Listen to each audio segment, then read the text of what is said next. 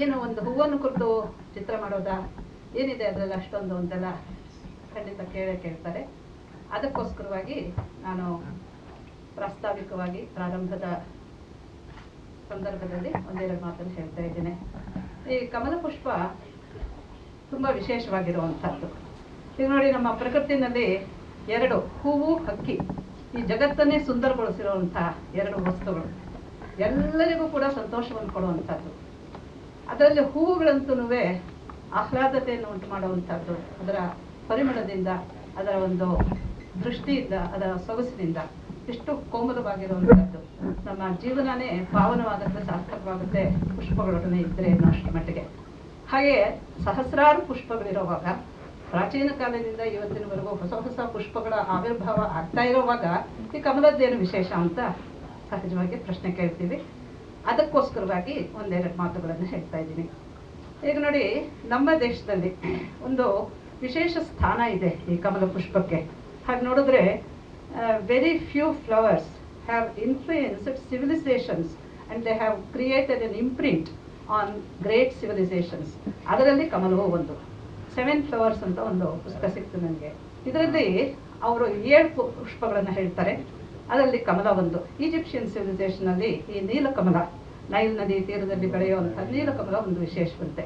ನಮ್ಮ ದೇಶದಲ್ಲಿ ಹೀಗೆ ಇನ್ನು ಬೇರೆ ಬೇರೆ ದೇಶಗಳಲ್ಲಿದೆ. ನಮ್ಮ ದೇಶದಲ್ಲಂತೂ ಈ ಕಮಲಕ್ಕೆ ಎಲ್ಲ ವಿಧವಾದಂತಹ ಉಪಸ್ಥಿತಿನೂ ಇದೆ. ಅಂದರೆ it is divine, it is spiritual, it is beautiful, it is significant, it is symbolic.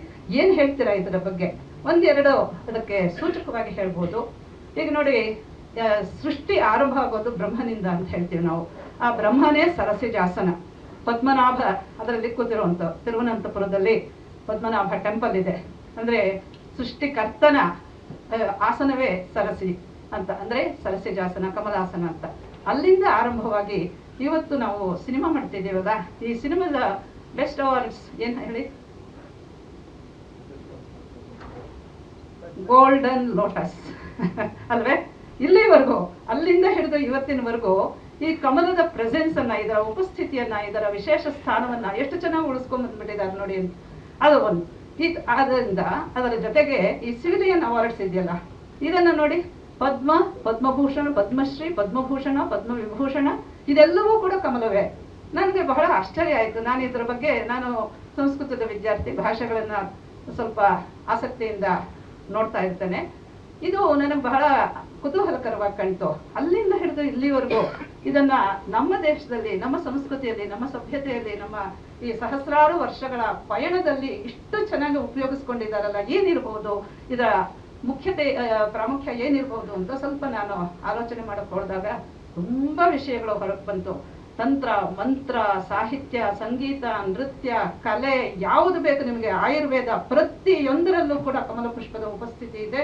ಅದರ ಪ್ರಯೋಜನಗಳನ್ನ ನಾವು ಪಡ್ಕೊಳ್ತಾ ಇದ್ದೀವಿ ಅನ್ನೋದು ತುಂಬಾ ಚೆನ್ನಾಗಿ ಗೊತ್ತಾಯಿತು. ಅದನ್ನೆಲ್ಲ ಸೇರಿಸಿ ಇದು ತುಂಬಾ ಸೊಗಸಾಗಿರುವಂತಹ ಒಂದು ಚಿತ್ರವಾಗಬಹುದು ಇದನ್ನೆಲ್ಲ ಹೇಳಿದ್ರೆ ಅಂತ.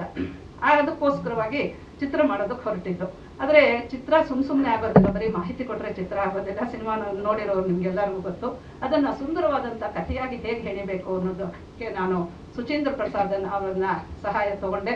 ಅವರು ತುಂಬ ಸೊಗಸಾದಂಥ ರೀತಿಯಲ್ಲಿ ಅದನ್ನು ಮಾಡಿದ್ದಾರೆ. ಇವತ್ತು ಇಲ್ಲಿ ಕೂತ್ಕೊಂಡು ನಿಮ್ಮೆಲ್ಲರ ಮುಂದೆ ನನ್ನ ಹೃತ್ಪೂರ್ವಕವಾದಂಥ ಅಭಿನಂದನೆಗಳನ್ನು ನಿರ್ದೇಶಕರಾದಂಥ ಸಲ್ಲಿಸ್ತಾ ಇದ್ದೀನಿ. ಇನ್ನೊಂದು, ಈ ಕಮಲ ಒಂದೇ ಒಂದು ಹೇಳ್ತೀವಿ, ಆಗ ಚಿತ್ರದಲ್ಲಿ ಬರುತ್ತೆ. ಈಗ ನೋಡಿ, ಮಹಾಭಾರತದಲ್ಲಿ ನಮಗೆ ವಾರ್ಫೇರ್ ಡಿಸ್ಕ್ರಿಪ್ಷನ್ಸ್ ಎಲ್ಲ ಬರುತ್ತೆ. ಅದರಲ್ಲಿ ವ್ಯೂಹಗಳ ರಚನೆ ಬೇಕಾದಷ್ಟು ಮಾಡ್ತಾರಲ್ವಾ. ಅದರಲ್ಲಿ ಗರುಡ ವ್ಯೂಹ ಇದೆ, ಚಕ್ರವ್ಯೂಹ ಅಂತ ಎಲ್ಲರೂ ಕೇಳೇ ಇದ್ದೀರಿ.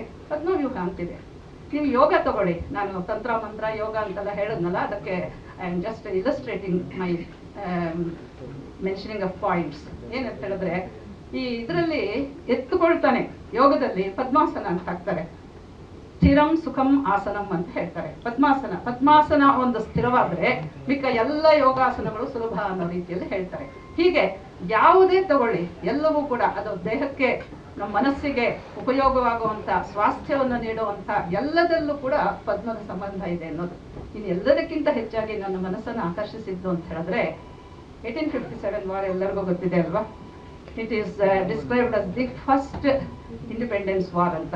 ಅದಕ್ಕಂತೂ ಮೊದಲು ಇತ್ತು. ತಾತ್ಯಾ ಟೋಪೆ, ಮಂಗಲ್ ಪಾಂಡೆ ಇವರೆಲ್ಲ ಸೇರ್ಕೊಂಡು ಮಾಡಿದ್ದು, ಝಾನ್ಸಿ ರಾಣಿ, ನಾನಾ ಸಾಹೇಬ್ರು ಇವರೆಲ್ಲ. ಇಲ್ಲಿ ಆಶ್ಚರ್ಯಕರವಾದಂಥ ಒಂದು ಘಟನೆ ನಡೀತು.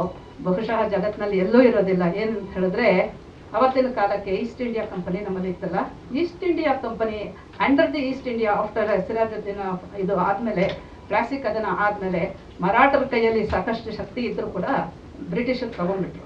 ಈಗ ಅವ್ರಿಗೆ ಎಷ್ಟು ಇವ್ರ ಅಟ್ರಾಸಿಟೀಸ್ ಅವ್ರ ಮೇಲೆ ದೌರ್ಜನ್ಯ ಮಾಡ್ತಾ ಇದ್ರು ಅಂತ ಹೇಳಿದ್ರೆ, ನಿಜವಾಗ್ಲೂ ಈ ತಾತ್ಯಾ ಟೋಪೆ ಇಂಥವ್ರಿಗೆಲ್ಲ ನಾವು ಇಷ್ಟೆಲ್ಲ ಚೆನ್ನಾಗಿದ್ದವರು ಈ ರೀತಿ ಆಗ್ಬೇಕಂತ ಅವರು ಸಿಡಿದೇಳ್ತಾರೆ.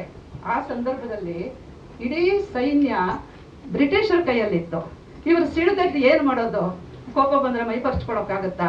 ಅವರು ಯುದ್ಧ ಮಾಡೋಕೆ ಹೋಗ್ತಾರೆ. ಯುದ್ಧ ಮಾಡಬೇಕಾದ್ರೆ ಸೈನ್ಯ ಬೇಕಲ್ಲ, ಆ ಸೈನ್ಯವನ್ನ ಹೇಗೆ ಜಮಾಯಿಸೋದು? ಯಾಕೆಂದ್ರೆ ಇದ್ದಿದ್ದ ಸೈನ್ಯ ಎಲ್ಲವೂ ಕೂಡ ಬ್ರಿಟಿಷರ ಕೈಯಲ್ಲೇ ಇದೆ. ಅದಕ್ಕೋಸ್ಕರವಾಗಿ they use lotus. Operation red lotus ಅಂತ ಒಂದು ಪುಸ್ತಕ ಬಂದಿದೆ. ಆ ತಾತ್ಯಾ ಟೋಪೆ ವಂಶಸ್ಥರು ಬರೆದಿದ್ದಾರೆ. ಯು ನೋ ಹೌ ಒಳ್ಳೆ ಜೀನಿಯಸ್ ಥಿಂಗ್ ಅಂತ ಅನಿಸುತ್ತೆ ನನಗೆ.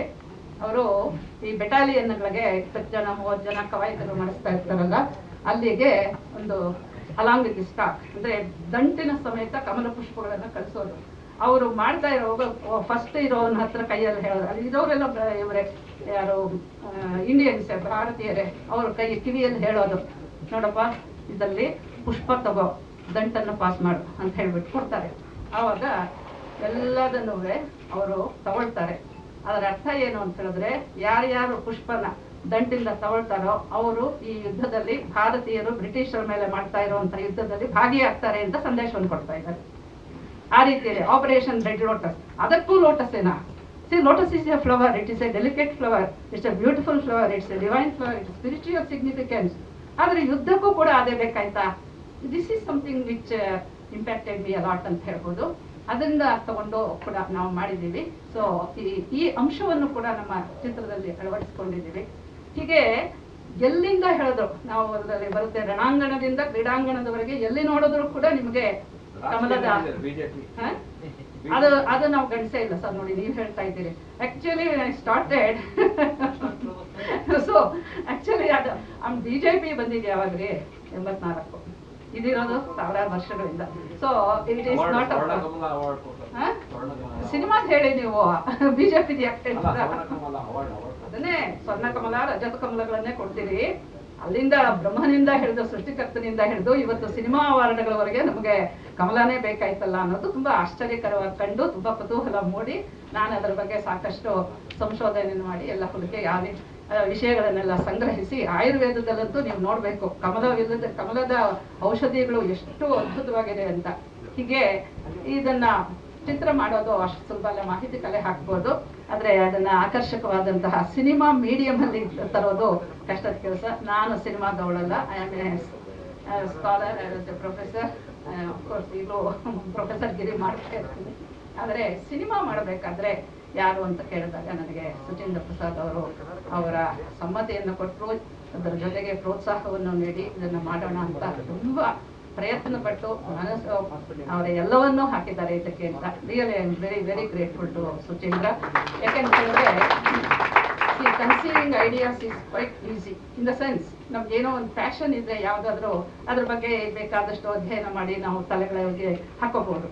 ಆದರೆ ಅದನ್ನ ಜನರಿಗೆ ಆಕರ್ಷಕವಾಗಿ ತೋರಿಸೋ ಹಾಗೆ, ಏನು 1 ಗಂಟೆ ಸಿನಿಮಾ ಸುಮ್ಮನೆ ನೋಡ್ತಾರೆ ಜನ, ಅದಕ್ಕೂ ಒಂದು ವಿಶೇಷ ಇರಬೇಕು, ಆಕರ್ಷಣೆ, ಆ ಸೆಳೆತ ಇರೋ ಹಾಗೆ ಸುಂದರವಾಗಿ. ಅದ್ರ ಜೊತೆಗೆ ನಮ್ಮ ಏನು ಮೂಲ ಸ್ರೋತಸ್ಸಿದೆ ಅದನ್ನ ತಪ್ಪದೆ ಅದನ್ನೂ ಇಟ್ಕೊಂಡು, what I mean is cinema is according to me it's entertainment, enlightenment and educative. ಇದು 3 ಆಗಿದ್ರೆ ಮಾತ್ರ ಸಿನಿಮಾ ಅಂತ ನನ್ನ ಲೆಕ್ಕದಲ್ಲಿ.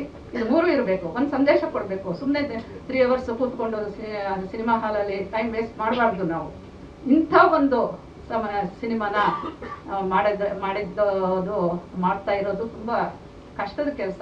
ಅದನ್ನು ಸುಚೇಂದ್ರ ಪ್ರಸಾದ್ ಮಾಡಿದ್ದಾರೆ. ನಾನು ಮತ್ತೆ ಅವ್ರಿಗೆ ನಾನು ಕೃತಜ್ಞತೆಗಳನ್ನು ಹೇಳ್ತಾನೆ ಇರ್ತೀನಿ. ಈ ಕಾರಣಕ್ಕೋಸ್ಕರವಾಗಿ ಇವತ್ತು ಸಿನಿಮಾದಲ್ಲಿ ನಾವು ಹಾಕಿರುವಂಥ ಹಾಡುಗಳಿದೆಯಲ್ಲ, ಇದು ಸೂಕ್ಷ್ಮವಾದಂಥ ಒಂದು ಕಥಾಚಿತ್ರ. ಅಂದರೆ elements that have gone into the making of the movie ಅಷ್ಟೇ. ಮಿಕ್ಕಿದ್ದೆಲ್ಲ ನೀವು ಆಮೇಲೆ ನೋಡಬಹುದು. ಇದು 2 ಗಂಟೆ ಚಿತ್ರ ಆಗುತ್ತೆ. ಎಲ್ಲ ವಿಷಯಗಳು ಕೂಡ ಪುಂಖಾನುಪುಂಖವಾಗಿ ಅದರಲ್ಲಿ ಬರ್ತಾ ಇರುತ್ತೆ. ಇವತ್ತು ಇದರಲ್ಲಿರುವಂತಹ ಹಾಡುಗಳು, ಅದರ ಒಂದು ತುಣುಕುಗಳನ್ನು ಪ್ರದರ್ಶನ ಮಾಡೋದು, ಅದನ್ನೆಲ್ಲ ತಮ್ಮ ಮುಂದೆ ನಿವೇದಿಸಿಕೊಳ್ಳೋದು ನಮ್ಮ ಕೆಲಸ ಅಂತ ಭಾವಿಸ್ಕೊಂಡು ಇವತ್ತು ತಮ್ಮನ್ನೆಲ್ಲ ಆಹ್ವಾನಿಸಿದ್ದೀನಿ. ಇವೆಲ್ಲ ಬಂದಿರೋದಕ್ಕೆ ನನಗೆ ತುಂಬ ಸಂತೋಷ ಆಗ್ತಾ ಇದೆ. ಈ ಮಟ್ಟಕ್ಕೆ ಬಂದು ನಿಂತಿದೆಯಲ್ಲ ನಮ್ಮ ಚಿತ್ರ. ನಾನು ಯಾವತ್ತೋ ಇದು 2016ರಲ್ಲಿ ನನ್ನ ತಲೆಗೆ ಬಂದಿದ್ದು, ಇವತ್ತು 2025ರಲ್ಲಿ ಕೆಲಸ ಆಗ್ತಾ ಇದೆ ಅಂದರೆ ನಿಜವಾಗ್ಲೂ ತುಂಬ ಹೊತ್ತು ಕಾದಿದೆ. ನನ್ನ idea it has weighted for long ಅಂತ ಅಂದ್ಕೊಂಡು ಇವತ್ತು ಬರ್ತಾ ಇರೋದ್ರಿಂದ ನನಗೆ ತುಂಬ ಸಂತೋಷ ಆಗಿದೆ. ಅದಕ್ಕೆ ಈ ಸಂಭ್ರಮದ ಸಂದರ್ಭದಲ್ಲಿ ತಾವೆಲ್ಲ ಬಂದಿರೋದು ಕೂಡ ಅಷ್ಟೇ ಸಂತೋಷದ ಸಂದರ್ಭ.